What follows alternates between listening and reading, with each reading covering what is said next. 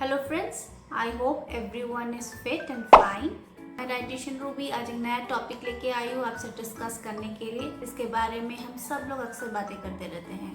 Well, this is calcium. Calcium एक ऐसा mineral है जिसकी वजह से, जिसकी कमी से हमें 100 प्रॉब्लम्स होती है।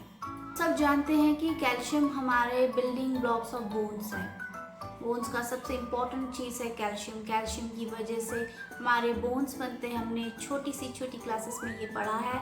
हम जानते हैं कि कैल्शियम हमारे लिए बहुत इम्पॉर्टेंट है। क्या आप जानते हैं कि 99% ऑफ कैल्शियम हमारे बोन्स में ही है और इस कैल्शियम के कई अन्य फंक्शंस भी हैं, like muscles contractions, blood vessels के contraction, dilation, nerve signaling, hormonal secretion. तो there are many functions of calcium. आपको पता 1% और less than 1% हमारे ब्लड में फ्रीली सर्कुलेट होता रहता है। तो इट्स वेरी इंपॉर्टेंट है कि हम सफिशिएंट मात्रा में हम कैल्शियम का इंटेक करें।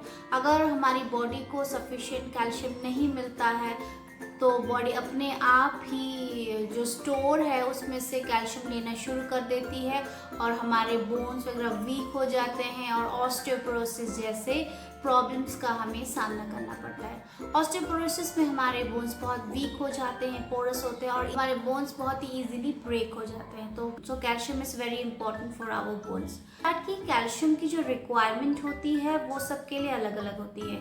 ग्रोइंग चिल्ड्रंस में ज़्यादा कैल्शियम की ज़रूरत है। लाइक 14 to 18 ईयर्स तक के जो बॉयज़ एंड गर्ल्स हैं उनमें अराउंड 1300 mg की पर डे रिक्वायरमेंट है और 19 से 70 ईयर्स तक के जो मैन एंड वीमेंस है उन्हें 1000 mg पर डे रिक्वायरमेंट है। पर जो एल्डरली पीपल है उनकी कैल्शियम एब्जॉर्प्शन थोड़ा वीक हो जाता है तो उनको थोड़ा और ज़्यादा की ज़रूरत होती है। It's around like 1200 mg per day उनको कैल्शियम की रिक्वायरमेंट होती है। मेनोपॉज लेडीज़ होती है उन्हें ऑस्टियोपोरोसिस की काफ़ी प्रॉब्लम्स होती है क्योंकि उनका एस्ट्रोजन लेवल डाउन हो जाता है, उनके बोन्स बहुत वीक हो जाते हैं तो उनको भी कैल्शियम का ध्यान बहुत ज़्यादा देना चाहिए। कैल्शियम हमें मिलता है डेयरी प्रोडक्ट्स से, मिल्क, चीज़, बटर और ग्रीन लीफी वेजिटेबल्स, लेग्यूम से, सी फूड से, सम फोर्टिफाइड फूड से, इवन सम फिश बोन में भी हमें कैल्शियम मिलता है। तो these are the some of the sources of calcium. लेकिन हमें इस बात का ध्यान रखना चाहिए कि जो हम सप्लीमेंट्स, कभी कभार हम सप्लीमेंट्स भी हमें लेने पड़ते हैं। जब भी हम सप्लीमेंट्स लेते हैं तो ध्यान कि आयरन एंड जिंक का जो सप्लीमेंट्स है उन्हें हम साथ ही साथ ना लें क्योंकि ये एब्जॉर्प्शन, जो कैल्शियम का जो एब्जॉर्प्शन है उसमें इफेक्ट करता है। So always keep like 2 hours gaps between your calcium supplements and your zinc and iron supplement. Vitamin D का भी बहुत ज़्यादा इम्पैक्ट होता है कैल्शियम के एब्जॉर्प्शन में।